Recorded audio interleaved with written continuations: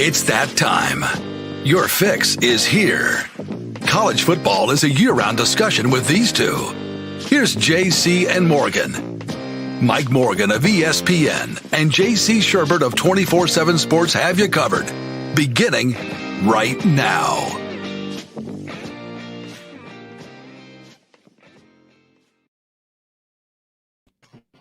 And we welcome you with the abrupt start. None of that bleed over theme music kind of stuff. We like to end it, have a moment of complete silence to gather our thoughts, and then begin the show. Welcome, everybody, to JC and Morgan. You can also check us out at jcandmorgan.com. He is JC. I'm assuming in Chicago because he's wearing a ski cap, which means it's cold, per usual. And I am at a hotel in Nashville after calling a game here Saturday and getting ready for Starkville and then Fayetteville. It's the highly anticipated, mostly coveted Nashville, Starkville, Fayetteville junket that I will be on calling SEC basketball for ESPN and the SEC Network. JC, you know, from 24/7 Sports, and we are both known in the Chief Sports app community, which continues to grow by leaps and bounds on the regular. We've got a lot of stuff to get to. Again, we love this time of year because, as we talk about so often, there is no off-season in college football anymore. In fact, some of our most, I would dare say, intriguing topics come in the off-season because we're not bogged down by breaking down the biggest games of the year and so on and so forth. So we start kind of venturing a little more on the macro level, and the macro has never been more fascinating than it is right now in college football. The other thing that we like, and I know you folks like, is the guest list. We have more time to get great guests on. Josh Pate was on last week. You guys loved it. Really, really strong numbers on all our platforms, from YouTube to Spotify to iTunes and just about everything you can think of. Josh was terrific. Barrett Sallee has been terrific. I think Barrett, and we'll have Luganbill on again soon, and he and Lugs do, for my money, as good a weekly college football radio show as there is on Sirius XM. It's like a Sunday morning wrap-up show, and I hear it because I'm typically on the road driving, returning a rental car somewhere, and I listen. Then they replay it like 6 times throughout the day, so you can't miss it if you turn on to Channel 84. But him and Lugs do a terrific job, and Barrett, he's really been the reason why I would go to CBSSports.com to check out the latest in college football coverage that they have. But he is no longer with CBSSports.com, so we'll talk with him about that and what his new ventures are. I'll give you a hint. He's doing a show similar to what we do that's streaming, and I have no doubt will be very successful for him. But he's always a good guy to bat things back and forth. Big picture, what's going on in college football. We've had him on before. Again, another great guest, and we'll talk to Jamie at around 10 o'clock Eastern time. We'll get to the JC5, and I don't know if it's on the 5, JC. Sometimes I like to go in cold and not know what you're throwing out there, just get a natural reaction. But I'm reading this article today by Heather Denich, another alum of JC and Morgan, who we've had on. And I would encourage people to read it. It's on ESPN.com. It's a soup to nuts what is going on now with this Big Ten SEC alliance and what the future of the playoff is and what the current status is. Like, for example, there's specific numbers. Like, I knew the broad strokes, but I didn't know, for example, each playoff team as it stands now. Take a guess, JC. What do you think? What do you think each team? Now, the conferences, that's a different number. That's a loftier number. But each team just getting to the 12-team playoff, how much do you think is going to be direct deposited to, let's just say, Alabama under Kalen DeBoer when they make the playoff next year? It has to be around 15 million or so, right? Because some of the major bowls were up to like 7 or 8, so I would think twice that. Well, and I would have thought the same. Now, Sure.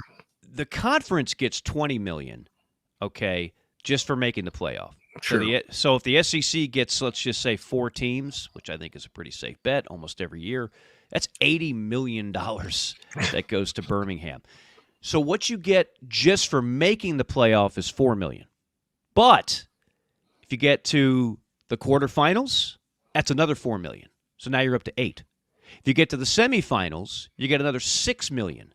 Now we're up to 14, And if you get to the finals, another $6 million. So before 20 you million. know it, $20 million. $20 million. People, that's going to pay some salaries for a while. That's gonna, some would argue that'll roll over into the NIL to keep all those players from hitting the portal and leaving the way college football is set up right now. That new golf practice facility is going to be a thing of the reality now. Got to have a slide and exactly. But I think it's fair. I think would I like to see some players get a part of that? To be a part of a playoff team, like a playoff bonus or something, yeah, I think that would be a good thing for them to do. Actually, I think it's a no-brainer for bowl games. I think if you want to get kids to not opt out at the level they're opted out, and I'm not talking about the Leonard Fournettes of the world. I mean, you're a running back, one hit could ruin everything if you're going to go that high, and he did. I'm talking about the guys that may not even get drafted that opt out. Just I'm tired of playing. I don't want to go play. I just don't want to do it. I think you could entice them a little bit with some funds, but I think that's good. I mean, I think the college football playoff is a money maker, and the more teams, the more money. I mean, the more television space you have, Mike. So now instead of having 3 broadcasts, we'll have how many? 10. Yeah, so you've got the 4, the two. Yeah, the 4, 2 4, 8, to get from 12 to 8. Yeah, so you have 11. You have 4, 2, and 1. There you go. 11 so games. 11. So that's what that's almost 3 times the amount of ad inventory now. Yeah, and as Tim Brando pointed out on our show way back when, and I've seen nothing that disagrees with this, there's an appetite to go to 16, right? So there's even more games. There's also a contract that, if you believe the reports, is being negotiated. ESPN does not want to give – they don't want to share this thing. So they're trying to remain exclusive rights of the whole thing. I'm sure Fox, as well as some other partners out there, are saying, wait a minute, we want in on this. So the pot is going to just get bigger and bigger and bigger. Mm. Yeah, and the alliance – or not the alliance. I don't want to call it the alliance because that's what they called the other thing. But the strategic the strategic initiative that they're doing, the advisory committee, that they're going to look after their best interest. And look, quite frankly, I'm sorry, it's time. I mean, it's time. I mean, look, I'm sorry. Everybody else kind of seems to screw the pooch. I do like what the Big 12's done, but they don't have that many marquee programs in that league. They have a lot of programs that have potential. It's like upside, and it's a great basketball league. The ACC reeks of desperation right now. The Pac-12 is no more. So the 2 big dogs, they deserve to chart a course, in my opinion. Yeah, look, this was coming, and I've spoken to a few people. Let's just say who choose to remain anonymous, but certainly know a thing or two about what's going on, the mechanisms behind the curtain of the machine that is, some would say, a power grab in college football. There has been talk, and this relates somewhat to the Tennessee court case, as the NCAA is ready to lose again and continue the worst court record in the history of, legal jurisdiction. I'm sure that makes no sense, but I'm trying to throw some legal terms that I don't know what I'm talking about. I just know this: the NCAA doesn't do well in court, and Tennessee knows that. And so when you try to basically be heavy-handed, what Tennessee is saying is, good luck winning again in court. You're going to lose, and we are going to be just fine. Thank you very much. And what I have been told is a distinct possibility, and one of the reasons why these 2 conferences have been in cahoots, in discussions, is that there is a clear possibility that the Big Ten and the SEC could say, sayonara, we are not interested. We are not going to be a part of this. Do you ever see the movie Training Day? It's a dimer for me. Denzel Washington, remember he plays Alonzo. You're muted, JC. Plays Alonzo, and there's the scene at the end where Alonzo is surrounded by a bunch of guys, and it's a very. I mean, to me, it's the scene that wrapped up the Oscar. It's a powerful scene. Yeah, I know it's a powerful scene. Denzel, you know who I'm talking about. I mean, he's surrounded by like gang members in the hood, and he's trying to. He's got the money he's going to give to the Russian mob to save his life, and you've got the other character. Help me out with the actor's name, who's outstanding in the movie. Ethan Hawke. Ethan Hawke. Thank you. Ethan Hawke is like, you want to go to jail, you want to go home. You're not getting this money. It's not happening. Anyway, Alonzo, a.k.a. Denzel, is like so worked up, and he's spitting as he talks, and he says the following. Now, it didn't end well for Denzel, a.k.a. Alonzo, in Training Day, but just blank that out of your mind for this analogy, for this metaphor. He says, and I'll clean it up for the family audience on JC and Morgan, "You guys don't run ish. You just live here." That's what the SEC and Big Ten are telling the rest of college sports and the NCAA. You don't run ish. You just live here. In other words, you're paying rent. We own it.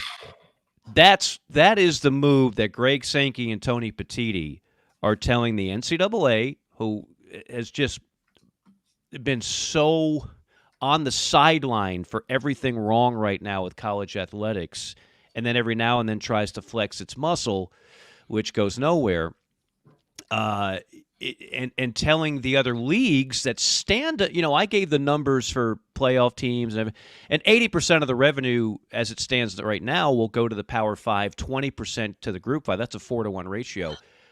But what they're saying is, well, wait a minute now. Why are we giving the same amount of money to the Big 12?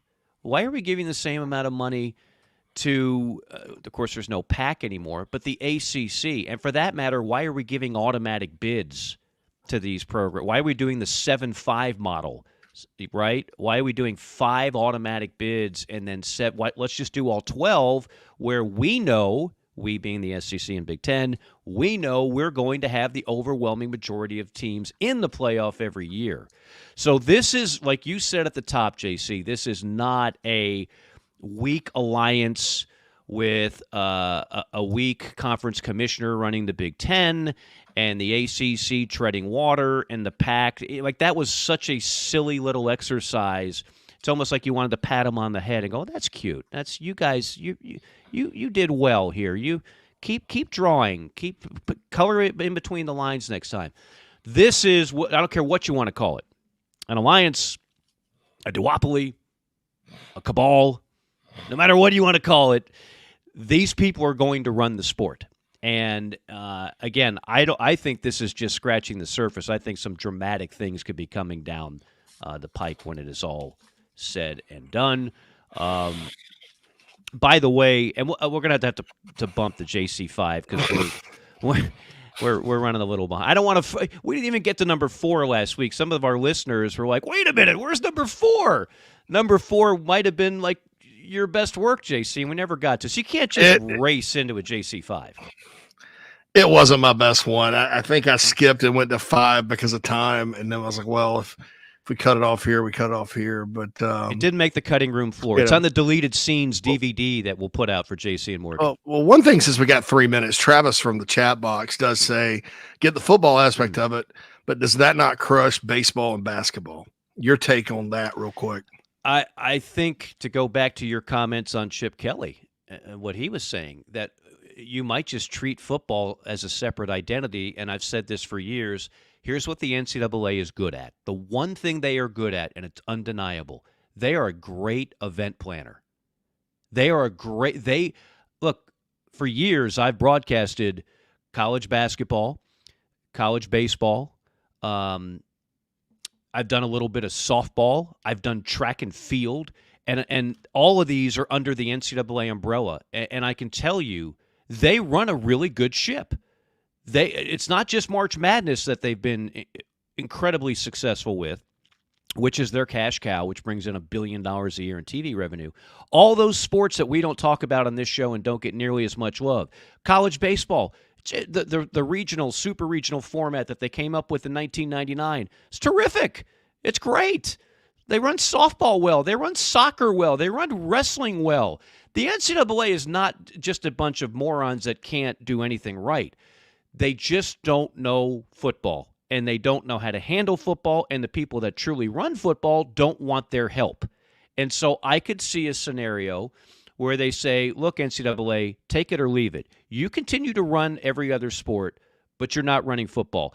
And for that matter, they could get a little bit, I don't want to say greedy, but they could say, you know what, NCAA, we're also going to, that billion-a-year cash cow that is men's basketball, we're going to run that too. So you take care of everything else, the other 86, 87 sports and championships that you have been running, you keep doing it. You fill out the brackets. You do the selection shows. But we got football and basketball. We got this. Should be their new motto at the SEC and the Big Ten. The one thing I don't like about the basketball thing, and I'll say this because I know it's not a basketball show, although we both are knee-deep in the sport This time of year. I don't disagree with Greg Sankey on much, but I feel, and he hasn't been 100% public about this, I feel his opinion is more Power 5, more power schools need to get in the tournament. Mm-hmm. Now, whether that's expanding the tournament or whether that's, kicking the little guys to the curb, I will say this: March Madness will not be March Madness if you're sitting there watching a 16-15 Mississippi State versus a 17-15 Wisconsin, as opposed to Stony Brook or Albany or St. Peter's or Loyola Chicago or those kind of dramatic moments we've had in the tournament through the years. It just doesn't work that way. I mean, it's just the spectacle of it that it loses its shine. And I think basketball is unique in that way. We've all watched Hoosiers. Y'all remember Hoosiers? Oh yeah. Well, the beautiful thing about that at the time, that was set, and I don't know if they still do it this way or not. The state of Indiana did not have classifications. Right. It was little schools. It was everybody in a free for all, and that's what made Hickory High winning it so special. And that's the NCAA basketball tournament. So I'd just be careful with that, because you're going to lose a lot of value, I think, and a lot of eyeballs from casual people. Like my wife, maybe watches 2 basketball games a year, but March Madness, she's front and center with her bracket filled out, loves the dramatic moments. I mean, you're going to lose some folks if you don't wake up and preserve that, because in that sport, it's not all about the power teams. Now, I like what they did with the NIT. Don't get me wrong. I thought the NIT was getting really bad because it was basically a mid-major invitational. But that tournament needs to kind of stay somewhat similar, no matter who's running it. I completely agree. And again, my hope is if they do decide to take over men's basketball as well, that they would not mess around with the format. However, some of the financials, they might mess around with that. And some of the rules and regulations, kids having to wait 3 months into the season to get their waiver to transfer, like that, all that would be gone. That would be part and parcel of the takeover, if you will, by these two conferences saying, again, we got this. We don't need you anymore. Thank you for your service, and please handle the other 86 championships, but we don't need you to handle football and maybe not even men's basketball. All right, we will deal with a man who's got a handle on a number of things. Barrett Sallee, you've known him for years at CBS Sports, as well as SiriusXM Radio. He's got a new project that he'll tell us about, and we'll get some of his thoughts on all these things going on in the world of college football. Quick timeout. Barrett Sallee on the other side of JC and Morgan.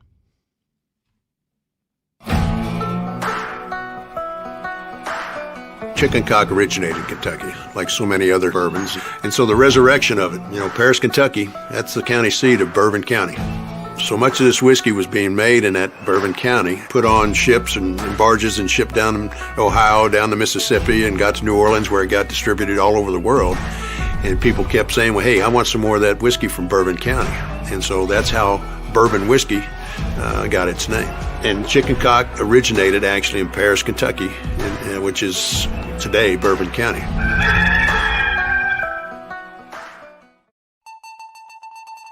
Listen up. This is for construction professionals, contractors, facility managers, or do-it-yourself homeowners. SitePro Rentals is ready to equip your upcoming project. We rent construction equipment for any size job. Boom and scissor lifts, telehandlers, skid steers, excavators, air compressors, generators, even small tools and equipment. SitePro has you covered. If you are ready for better equipment rental, call SitePro and rent from the local, friendly, easy to do business with equipment professionals. Call 972-RENT-NOW. That's 972-736-8669 to rent the newest equipment in the Atlanta market. Call 972-RENT-NOW or visit siteprorentals.com.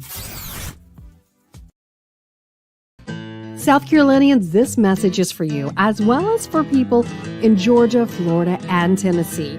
If you think you may need work done to your roof or a new roof altogether, there's one simple name to remember: Elite Roofing and Restoration. South Carolina native Jeremy Johnson has been helping people in the South make sure they have the very best people checking on and building new roofs for over 25 years. Fully licensed, bonded, and insured, they provide the best service possible. Call or email today, 678-781-1998. That's 678-781-1998, or you can go to EliteRoofingGA.com. Schedule a no-hassle, free inspection today. Wind damage, hail damage, or just wear and tear. Don't settle for second best. Let Jeremy Johnson and Elite Roofing and Restoration take care of it all for you today.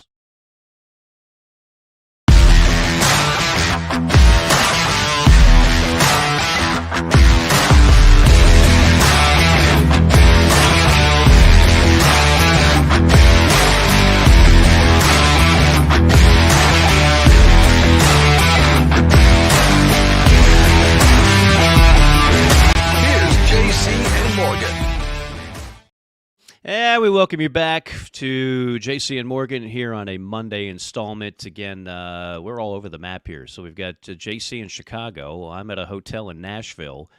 And back in my home city, I believe, in his cozy home studio, is Barrett Sallee joining us now. Barrett, how are you, my friend? Last time we had you on, we didn't have the video component of all this. I know I watched a little bit of your Smothered and Covered, so I know you are now entering this dimension as well. Are you excited? Yeah, man. It's a lot of fun. Through 3 episodes already, have received a ton of good feedback, some negative, but mostly positive. So it's been fun doing this from the house, and hopefully at some point as successful as you guys. If your ears were burning in our first segment, I was just speaking truth.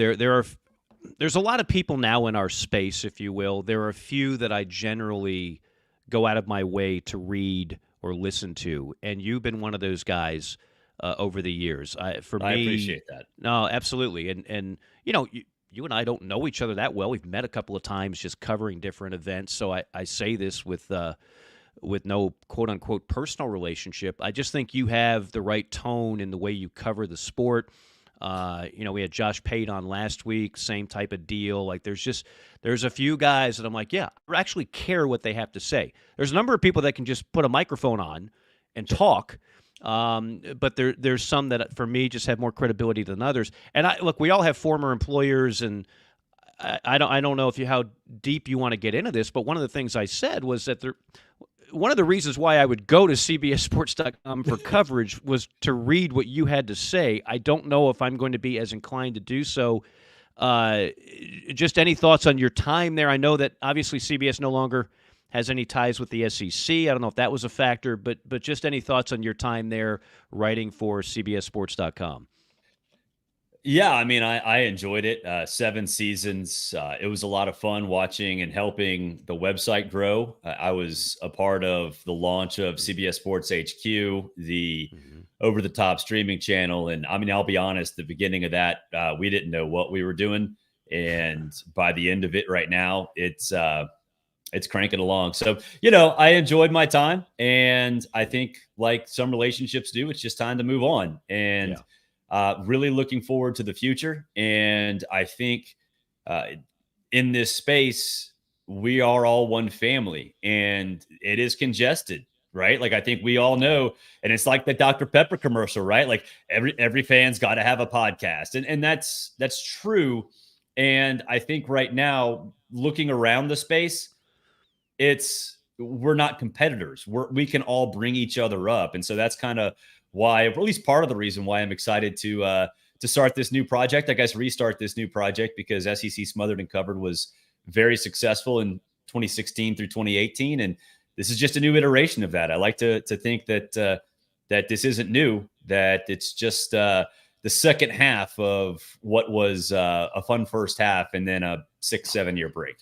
It's a tremendous name and brand. Isn't it great? Smothered and Covered is perfect. I mean, did you hire a marketing team to come up with that, or was that your bad boy? It was my idea, and I just hope I don't get a cease and desist. So Waffle House, I love you with every fiber of my being. Let's hope that they're a multi-million-dollar franchise. Hopefully, they have bigger fish to fry, or waffles, as it were. See what you did there. I see. It. Yeah.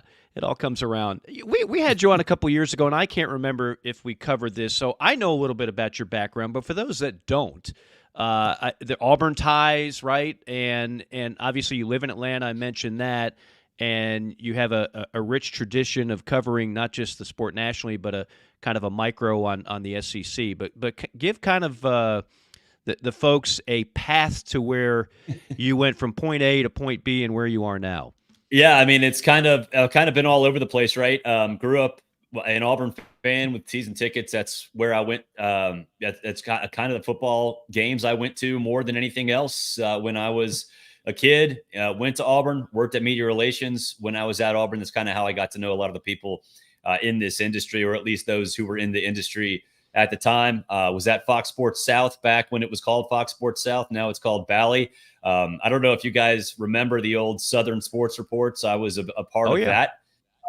Also part of the Arizona Sports Report, because they did their show out of our studio. So those 4 a.m. Leaving at 4 a.m.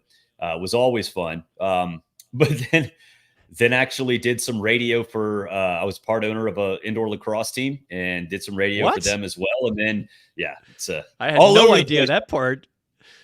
Yeah, that didn't work out very well. The 2008 recession, 2008 recession kind of hurt in a lot of ways. But college football news, got hired by Bleacher Report when they started hiring full-time writers, and CBS, and now here I am. So I have been sort of all over the place. See, and that's why I say, and I'm all about shoot your best shot. For young people out there listening, you want to get in the business, you want to start a podcast, God bless you. Give it a shot. I'm glad that more and more people have an opportunity. But again, I like the people that have grinded in this business and have had to work their way up and continue. And as I tell when I speak to broadcasting classes, you're going to make no money your first few years in this business. Yes. You are going to be broke. Get used to it. You're going to live in cities in all likelihood that you don't want to live in, and you're going to make no money. And you're going to work every weekend, and you're going to have problems maintaining a relationship because you're going to be working every weekend and odd hours. Understand. But if you can survive all that, it's what we love. We all have a passion doing it. And like I said, some are just better at it than others. When you were at Auburn, was Partridge, was he in sports information? Who was running things then? It was Meredith Jenkins and then Kirk Sampson, who is still there. That's right. Kirk has been there, I think, for about 75, 80 years. It seems it feels like it. And we just lost. I mean, I don't want to say we lost him. He's still alive, but Claude Felton's leaving Georgia. And Claude is another. That dude's awesome. Claude's one of the best. Claude's a legend.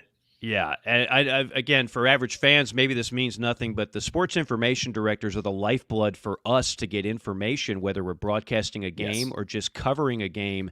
Without them, our job becomes infinitely harder. And some clearly do it better than most. And because of the long hours, the money's not getting any better for those guys. What I've noticed is a lot of them it's kind of like college football coaches. They're like, I've had it with all this NIL and I don't want to deal with this anymore. Yeah, let me sell insurance instead. It seems like a better life at this point.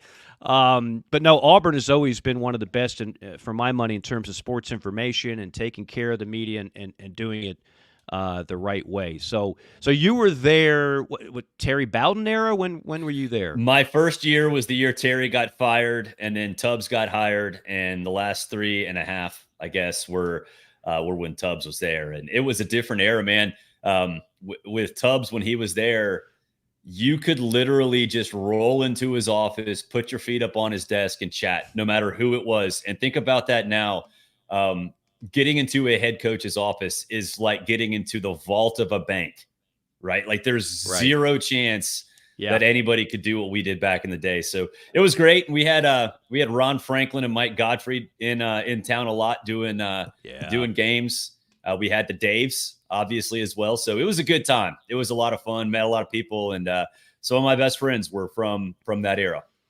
I think there's a 30 for 30 that's got to be cooking, or some type of documentary on the Terry Bowden years. Like, oh my goodness, you get that job and you go 21-1 your first 22 games. Now you're on probation, so you don't get to play in the postseason, and many of those games were not even allowed to be televised. Yep. So if you were an opposing fan, you had to watch it on pay-per-view. And I know probably more than I want to know about some of the things that went on behind the scenes, and I'm sure you know that too. But he also started losing games, and before you know it, he's like gone and coaching in the MAC and 1AA, and I don't know what is Terry still doing. I don't even know, but I think he got fired this year. He got fired this year. So I mean, he went from this. If you were around that time in 93, 94. He took over the SEC, but I mean, with force. It was like, oh my goodness! And he's the son of Bobby Bowden, and then like he just vanished out of thin air. That's an incredible demise. It was. Well, I mean, when you start trying to recruit 155-pound players to play running back in the SEC, generally speaking, that's not going to work out very well. And Rusty Williams did not work out very well. But honestly, though, it's interesting because. This is a super bit off on a tangent. You look at how he operated those teams, what got him fired. Damian Craig being a mobile quarterback, slot backs, getting all creative with how you use running backs. It actually might have worked in this day and age. Yeah. And Bill Oliver knew how to coach up some D now. Yeah, he did. Bill was brother Bill took on a different character at the end, though. That was a different situation. Stephen Davis was a South Carolina. He's from my hometown. I actually played. He's 2 years older than me. No, that's Rusty Williams. That's Rusty Williams. Sorry, Stephen was from Spartanburg. He and Damone Fields, and that was a big win because Stephen was 6'2", 220, ran a 4.45. Was a beast. I mean, fastest guy on the track. One of the biggest freaks to ever come out of South Carolina. So Auburn got him for some reasons. And then Pat Dye got him. And then Terry inherited him. And boy, that first team, you didn't see them, but they beat Florida about 38-35 and went undefeated. And that's Auburn, to have that happen and then have 04 happen shortly thereafter. If I were an Auburn fan, that would kill me. That's two undefeated teams that didn't play for anything. Yeah, my dad was not happy. It was bad.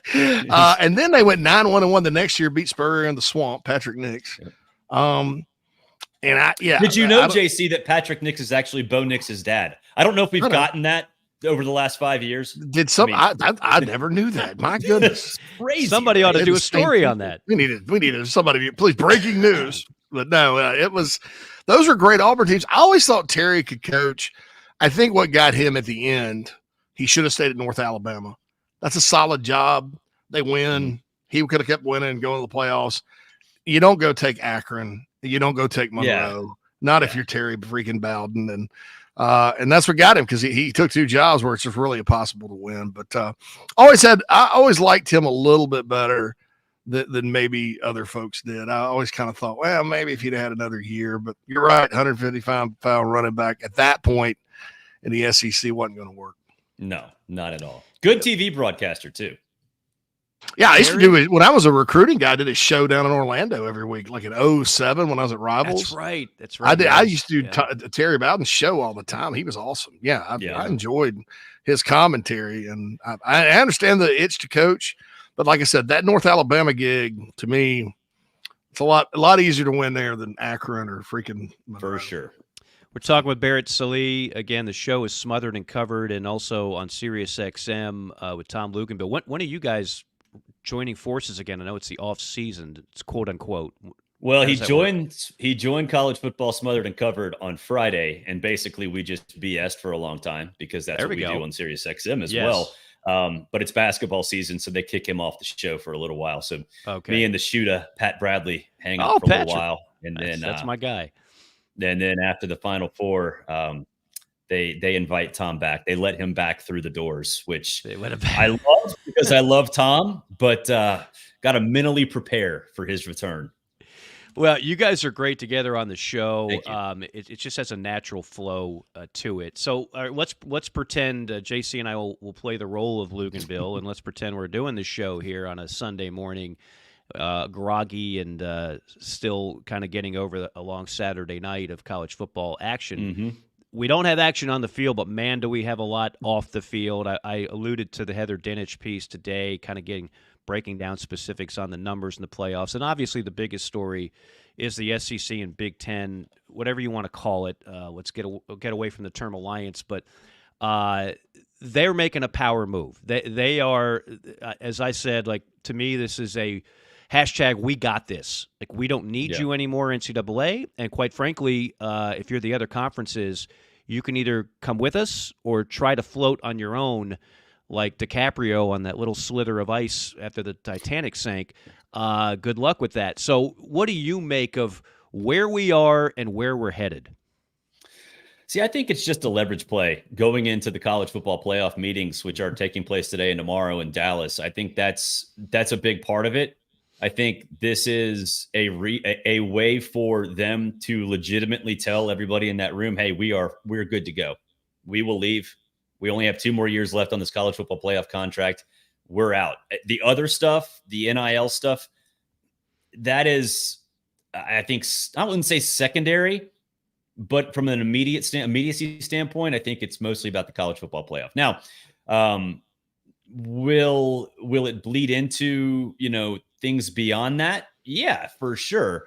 But it's basically a threat that they're going to break off. And ultimately, Greg Sankey and Tony Petitti, they know what's best for college football. And if you're going to flat out say that the national championship is just the Big Two, which is kind of where they're getting, then that's not good. If you're going to sit here and say, hey, we have different NIL rules than everybody else, that's not going to fly.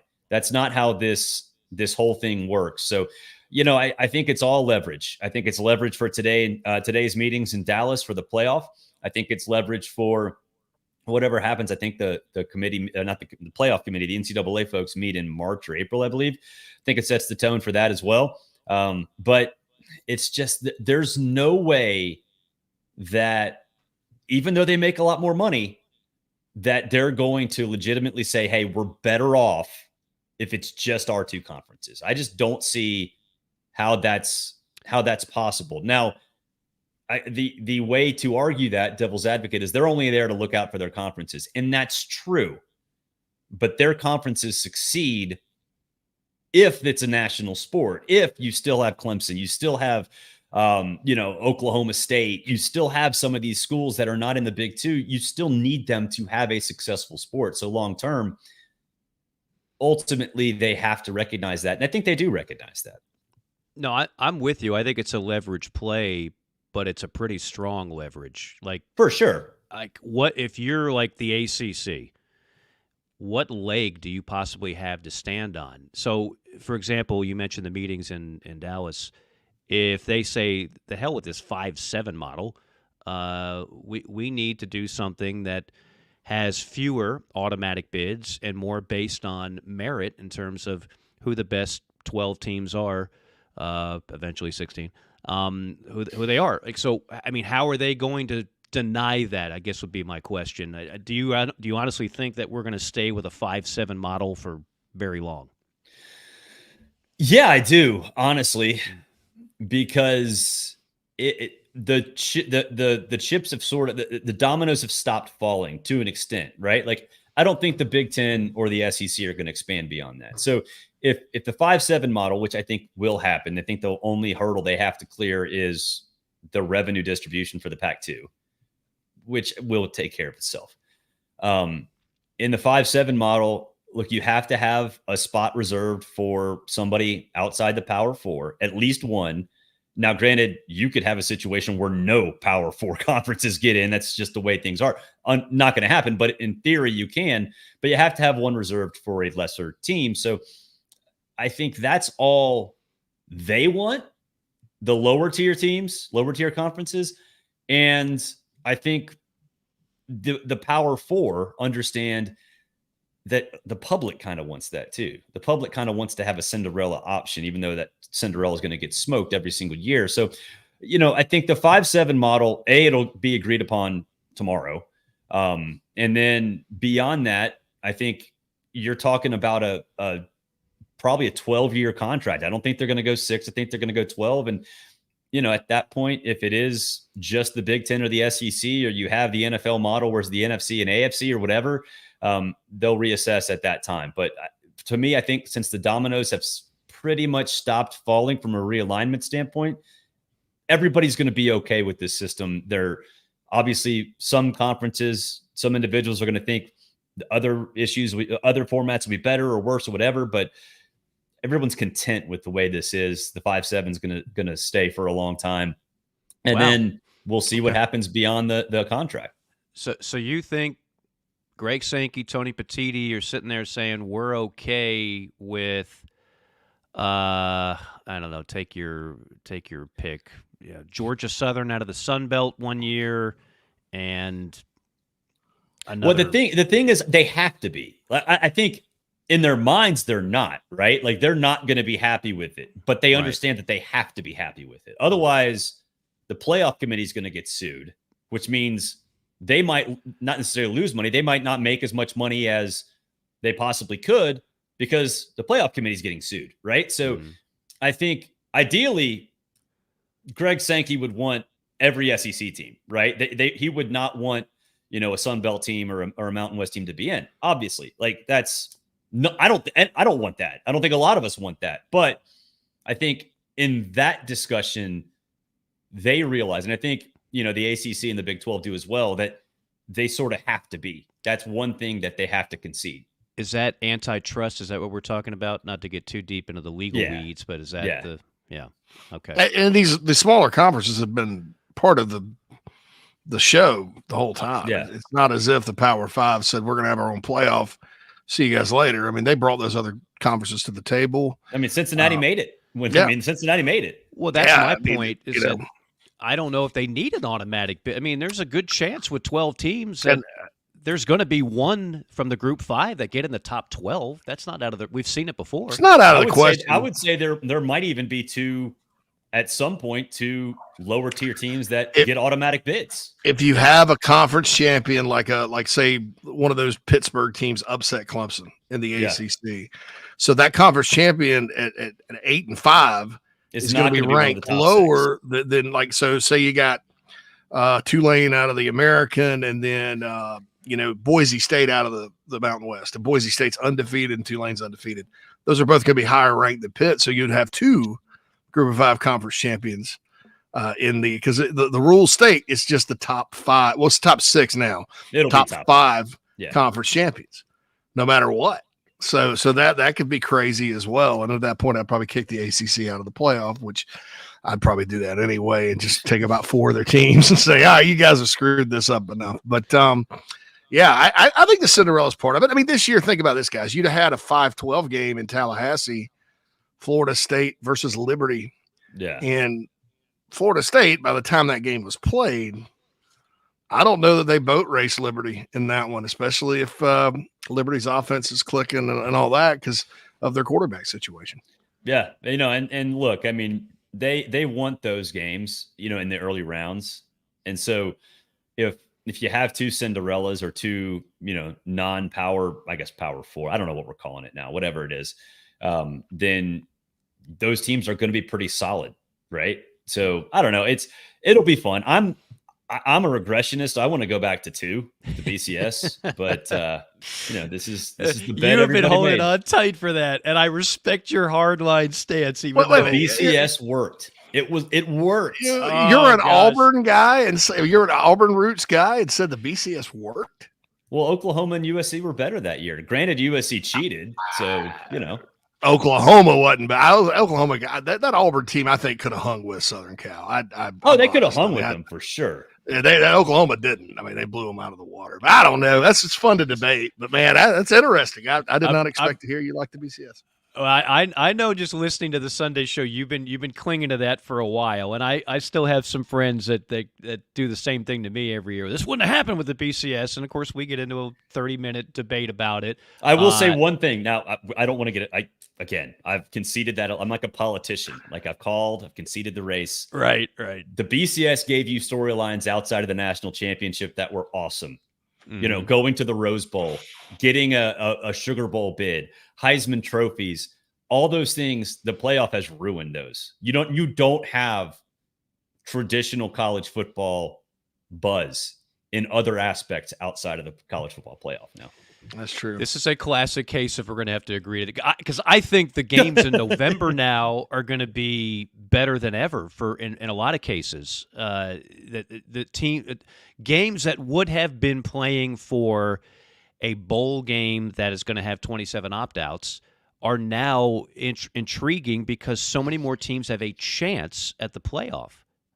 To me, that's a win. We'll see. We'll see. I know I'm not going to convince you either. That's okay. We got to have different takes on some stuff, right? What is your take, speaking of which you mentioned Florida State, or JC did, on how that thing is going to, to watch them go back and forth, it is Jerry Springer-esque. But how do you think first off, Florida State has to find a landing spot. Like the SEC and the Big Ten have to want to bring you in, and if they do, it's not going to be an equal part of the pie. It's going to be a very favorable deal to the conferences in terms of you're not getting an equal share of TV money. Like that ain't happening. You'd almost have to pull an SMU and say, no, we don't need that TV money. We just want in. And secondly, you've got to get out of an ironclad contract. So how do you think that happens? And, of course, that would affect teams like Clemson and perhaps Miami as well, because I don't think any of them want to stay in that conference much longer.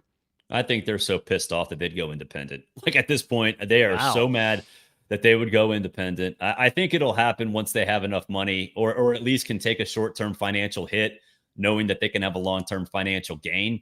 But I still think, and this is such a stupid name. Do you remember the Magnificent Seven a couple years ago when it was like Florida State, Clemson, North Carolina was in that group? Virginia Tech, Virginia. Yeah. I still think that exists behind the scenes. And all of those schools are perfectly fine having Florida State be the front man. I think that this will lead to the ACC dissolving or all of those teams leaving. Wow. And all of those are perfectly fine being the front. It's a lot like what's happening with Tennessee right now, right? Every school in America is like, yeah, Tennessee, do it. Be that team. Fix everything. Be the change agent. Right. I think that's what's happening still with Florida State. So, and honestly, I think the conference knows that. So yeah, they're going to figure things out. They're going to either renegotiate their contract, find a way, or they're going to die. They're going to go the way of the Pac-12. Maybe not to that extent, but yeah, Florida State, there's no way they're in that conference through the 2036 end of that media rights deal. It's zero chance. I know it's February, but let's put our in-season caps on, or let's pretend it's August and we're getting ready for the start of the year.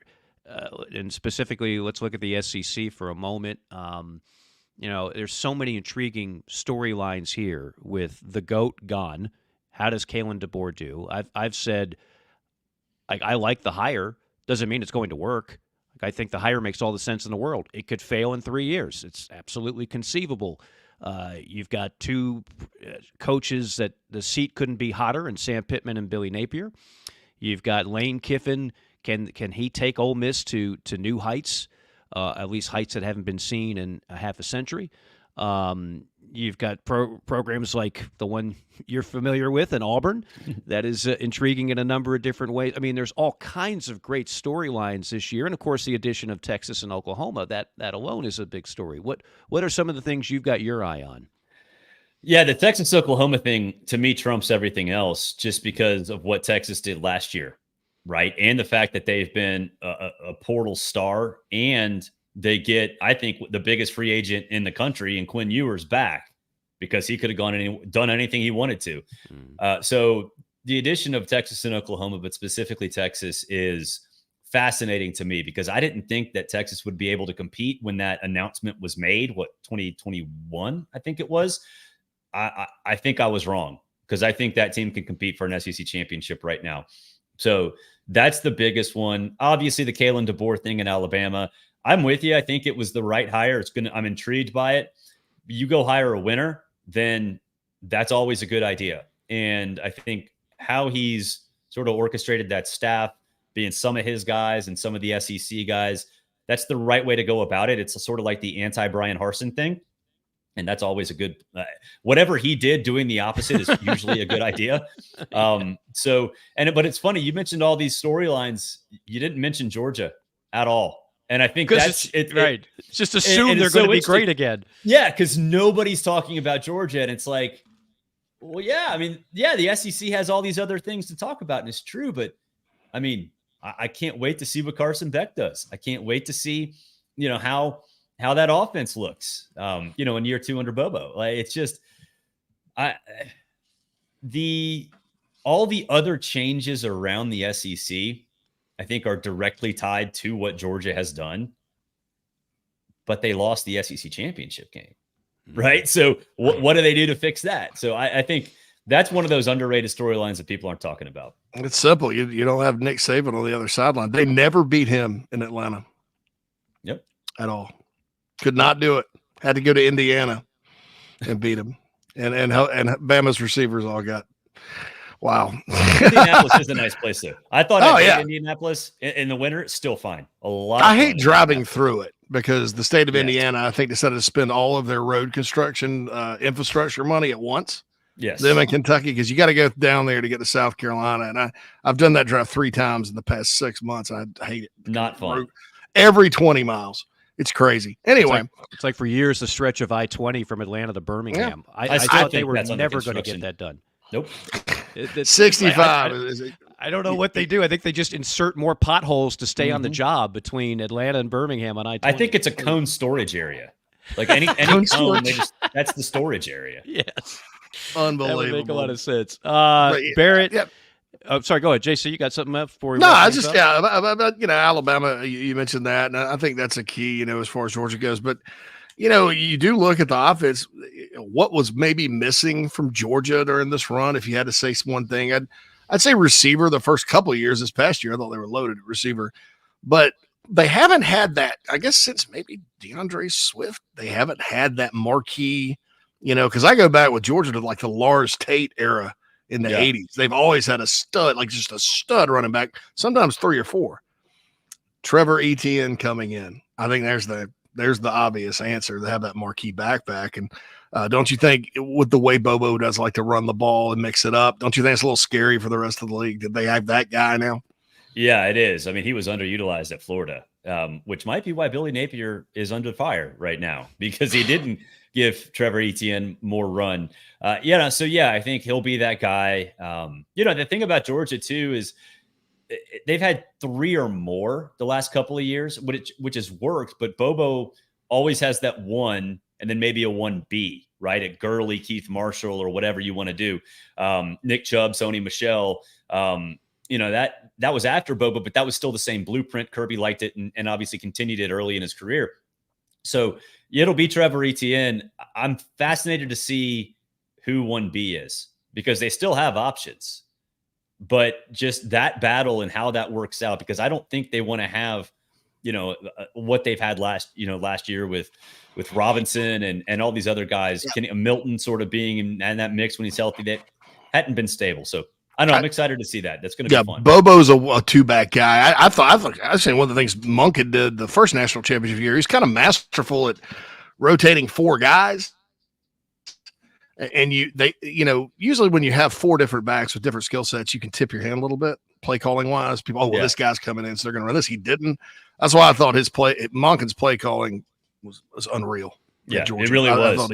And think about James Cook at Buffalo right now. He was almost only he was one of those guys where you came in and you had to absolutely prepare for him to be a receiver because he half the time he essentially was.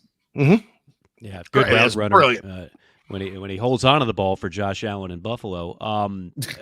I'd be remiss if we didn't mention Tennessee. And I caught, like I said, some of your Smothered and Covered and talking about the quarterback situation there. And you've got the last name down pat, so I'll let you do the honors.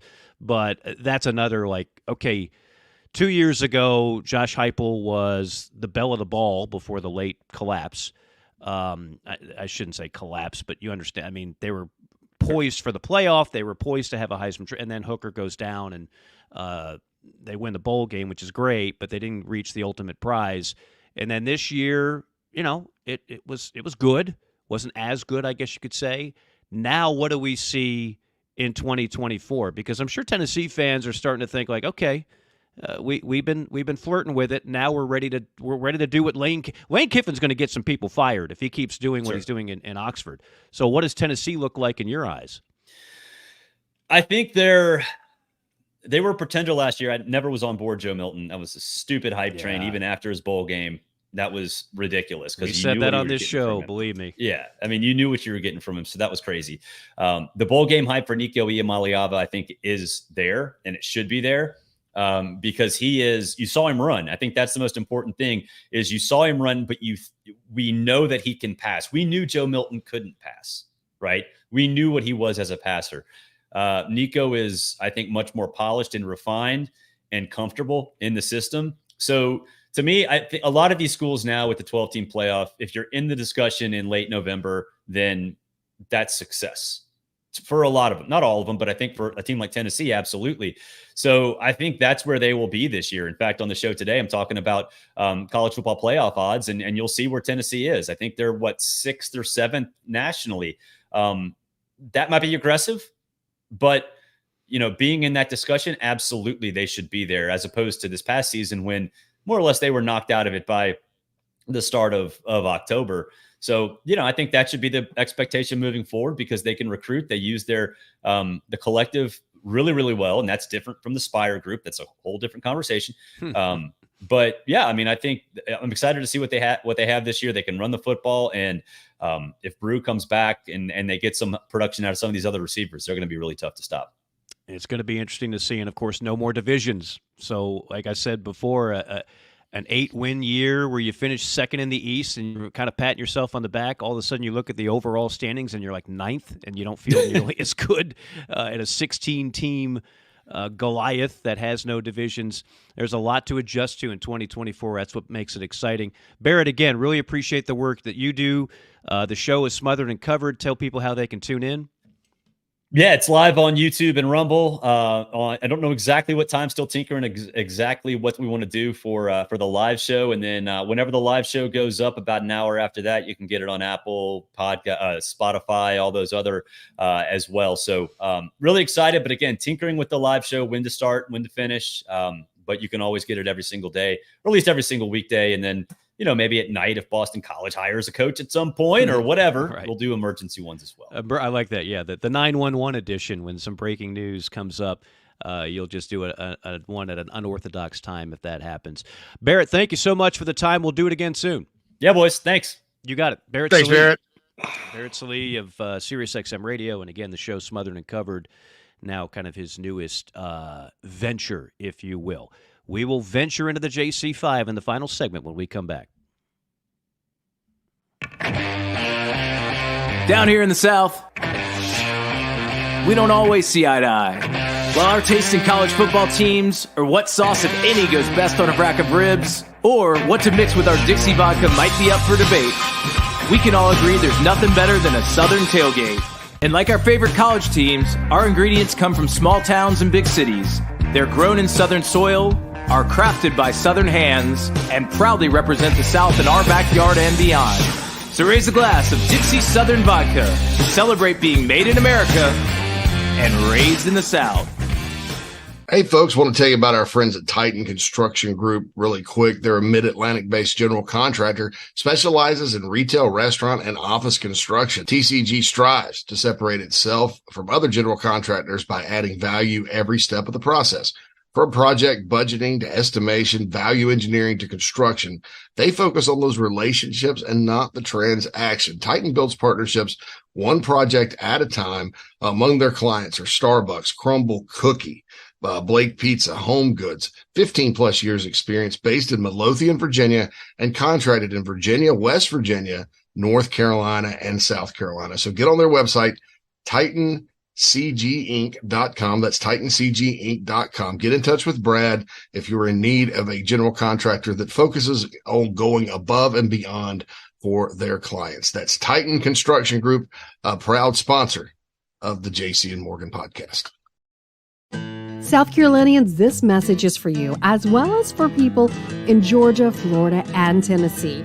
If you think you may need work done to your roof or a new roof altogether, there's one simple name to remember: Elite Roofing and Restoration. South Carolina native Jeremy Johnson has been helping people in the South make sure they have the very best people checking on and building new roofs for over 25 years. Fully licensed, bonded, and insured, they provide the best service possible. Call or email today, 678-781-1998. That's 678-781-1998, or you can go to EliteRoofingGA.com. Schedule a no-hassle, free inspection today. Wind damage, hail damage, or just wear and tear. Don't settle for second best. Let Jeremy Johnson and Elite Roofing and Restoration take care of it all for you today.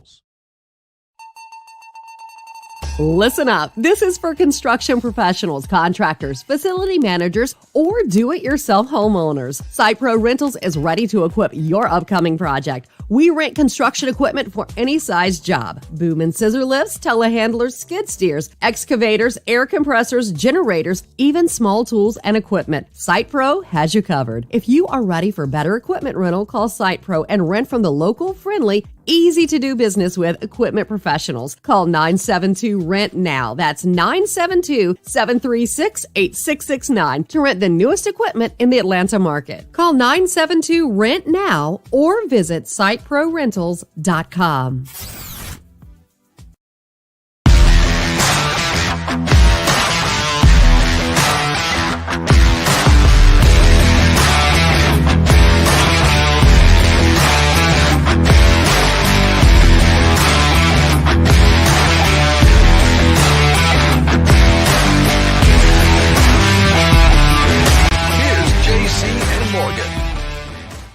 Our thanks again to Barrett Sallee for joining us, the first installment of JC and Morgan here in the month of February, but certainly not the last.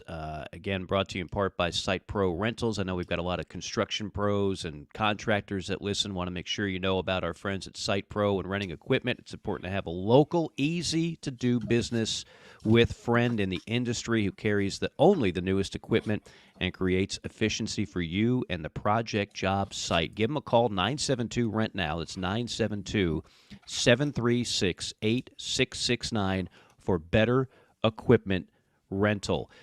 Just a couple of things on chat row for those of you watching live on YouTube, Facebook, Twitter. From Hayne, will the Big Ten get over themselves to work with the SEC? I think the answer to that is that's going on right now. That just went on last week. So, yes, Hayne, they have gotten over. Tony Petitti, I've said this before, Tony Petitti is a legitimate, consummate pro now. Like the JV team is out of there. This is a dude that's his goal is to be on par with Greg Sankey and run this thing right and make it the best. And you put those two together, that's a lot of power in that room. And I think that was put to bed now. Are they? Yes, they're competitors, but sometimes, what is that expression, Jace? Something about your enemy, the enemy is your friend. I'm going to screw it up. I just know this. They realize, even though they're competing, that if they join forces, it's going to be beneficial for both, and that clearly has happened. Absolutely. And, Kevin Warren and Greg Sankey were just oil and vinegar or oil and water, didn't get along. And then Delaney, while I do consider him Sankey's peer, I don't think Kevin Warren was. I thought he's incompetent, and I still think he's incompetent as the president of the Bears. I mean, the guy got a stadium built in Minneapolis, and that's just about it. And he tried to unilaterally cancel college football. What a moron. But Delaney was hyper competitive, and that was a rivalry kind of And I think now as we enter into this new era, it really behooves both of the major conferences to work together because of where we're probably heading. It's better to have the SEC and Big Ten on the same page than to have some stupid alliance where they're sitting there talking about academics and all this crap. And then the Big Ten is taking a switchblade knife, a Vito Corleone style in Godfather 2 when he goes back and kills the Don and cutting up the Pac-12. I mean, that's what happened. Okay. The ACCs and the Pac-12 are like, oh, yes, sir. Yeah, we love academics. And all those are shots at the SEC and to a lesser extent, the Big 12. All let's just say we're better than you. And that's then, right. Your big brother involved just goes ape and kills one of you and damn near killed the other one. So yeah. I think it's best for college football in general and even maybe for the other conferences if the big two work together. So one other one quickly before we get to the JC5 from Travis. Well, we already answered the basketball part of the equation. He also asked, are you not looking forward to the ACC game of the week, Georgia Tech versus Cal? That's got CW written all over it sandwiched in the middle of a Gilmore Girls marathon. I'll say this about, in all seriousness, the Cal, Stanford, SMU. Like, if you're the ACC, it's really not a bad thing. Are you telling me that you're going to be less intrigued by Georgia Tech, Cal than Wake Forest versus Duke? Or, I don't know, North Carolina versus Georgia Tech. I mean, it's fresh blood. None of them are that great in college football, so you'll have some newer, fresher matchups. But everybody likes to bag on these moves. The ACC had to do something, and they took the best that's available. Do I think it makes it a stronger league? No, but I don't think it regresses because of it. That's my opinion. And I like the storylines that, Stanford, Cal, called the big game. It's remaining, and I'm curious to see what SMU does. How it maybe raises the level of their program or not. And, Stanford is a team and a program that's been coming east for 100 years now, and they're a pain in Notre Dame's ass. So why not become a pain in North Carolina's or Clemson's? I don't know. So We'll see what happens there. I mean, the ACC could use anything, a refresher of something, and something that doesn't dominate the headlines stating that their marquee schools all want to get out of Dodge. So, look, I'm good with it. Go ahead. And I didn't want to see the destruction of those Pac schools. I'm glad they got a lifeline. And like I said, SMU, man, I admire the hell out of SMU for what they did. That is the ultimate just boss move. Just like, we don't need your stinking money. We got this. Just let us in, and we will prove ourselves. Whether or not they do is another story, but I still think I admire a power move, and that was a power move. Speaking of powerful, the JC5, we're going to go no huddle, tempo offense. What do we have? Mr. Announcer, lead us in, please. It's time for the top topics in the sport. We bring the JC5. Number one. Right. Okay, straight up, Mike. The Athletic had a big article today. You guys can go read it about personnel directors recruiting, what could be done to fix the calendar. So just straight up, do you think that letting players sign letters of intent anytime they want, like in other words, you can go sign a guy anytime, do you think that's the way they should go? No, I think it's awful. I think the calendar is way off on everything right now. You have to coaches should not be worrying about the portal 12 months out of the year. I realize it's a little bit of hyperbole, but it's damn near it. It seems like there should be specific windows after the season's over. You want to leave, you want to bolt. Here's your week to do it. And if you don't, then actually honor your commitment and stay where you are. So I mean, to me, that's just what we call compromise. So no, I think the calendar it's got so many holes in it. It's a big block of Swiss cheese that needs some major repair. Number two. All right, Kalen DeBoer. How many wins a year does he need to average the next 3 years to stay off the inevitable hot seat in Tuscaloosa? Oh man. Well, what makes this job, I put this in major quotation marks, easier is that it's a 12-team playoff. Could you imagine? Like Alabama could have gone under Kalen DeBoer 10-2, 10-2, 9-3, and you don't make a single playoff and you're out of a job. It's the only school in the country with that type of expectation, right? But with a 12-team playoff, you get upset by Auburn one year. It's been known to happen. It happened to Nick Saban, 3 times? Maybe 4. 3 by Gus Malzahn alone. You could lose an SEC championship game, still make the playoff.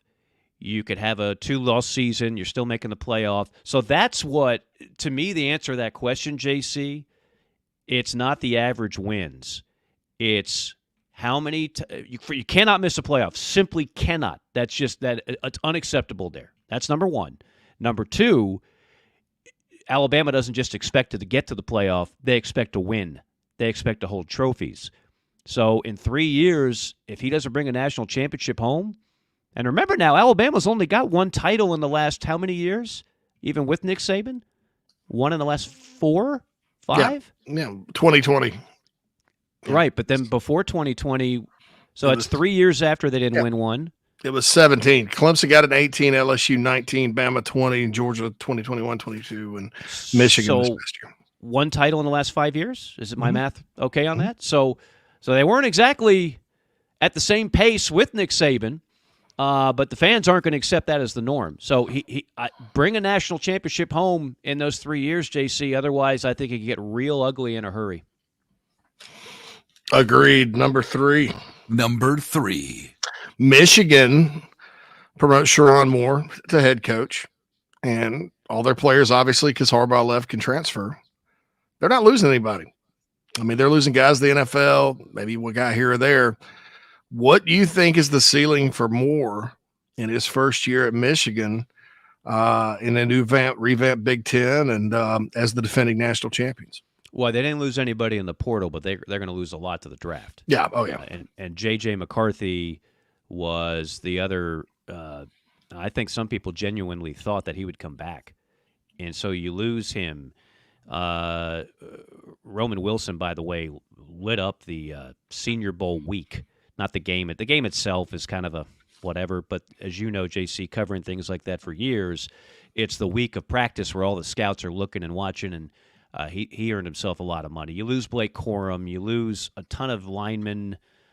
You lose a lot off that defense. Look, and Ohio State all of a sudden became Gordon Gekko and bought everything that they could possibly buy. So the ceiling to me, realistically, this has nothing to do. It's not a knock on Coach Moore. This is just on bodies.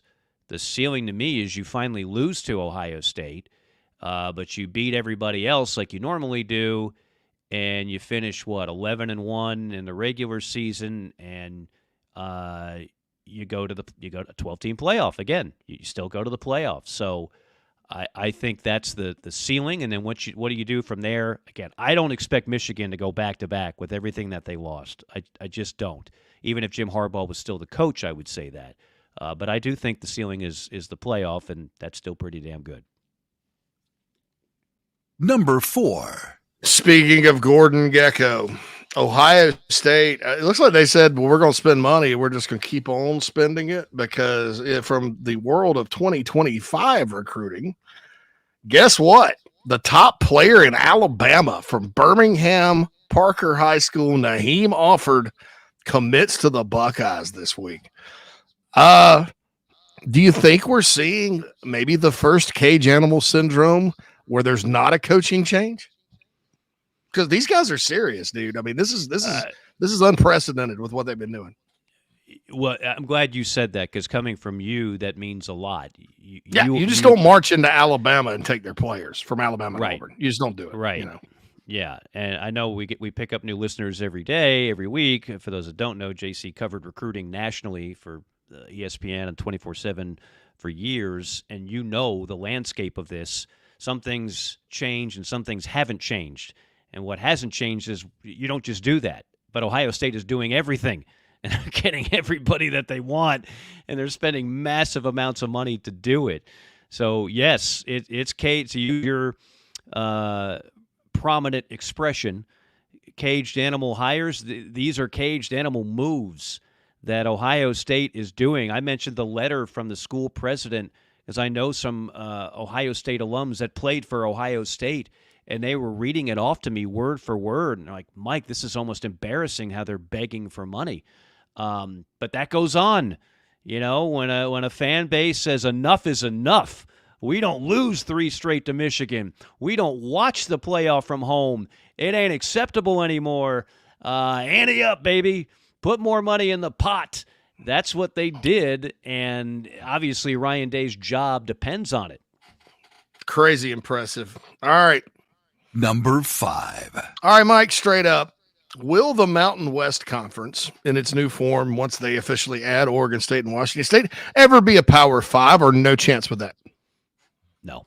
No, I think that ship has sailed.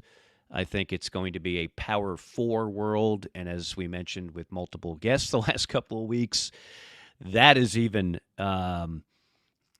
ominous. In peril, yes. Tenuous, ominous. What happens with... I think the Big 12 is actually on very solid ground, and I've applauded the moves that they've made, and very smart, calculated, non-panicky moves. I don't think they're going anywhere, and I certainly don't want them to go anywhere. The ACC makes me nervous. I mean, I just don't know what's over that mountaintop. Even being like the basketball conference like the ACC was, yeah. And they have more traditional powers than any other league, but now that's even gone downhill primarily because the SEC has been taking players that would normally go to the SEC. That's right. They'll be lucky to get 4 bids. The SEC today would have 9 in basketball. And it's like, so now the Big 12 is like, when any league with Kansas, Arizona, and all those schools is going to be, I mean, so you're like, what does the ACC really even bring to the table anymore? Yeah.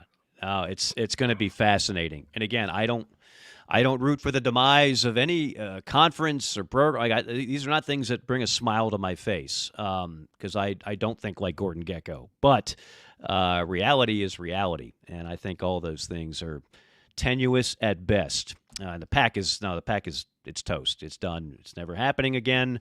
Take the network, which was poorly run. Going back to Larry Scott, that was big boo-boo number 1. Then you brought in another commissioner who got kicked in the Klyavkov multiple times to completely seal off the demise. Good stuff on the JC5. And unlike last week, we didn't skip 4. Some of you said, where's my number 4?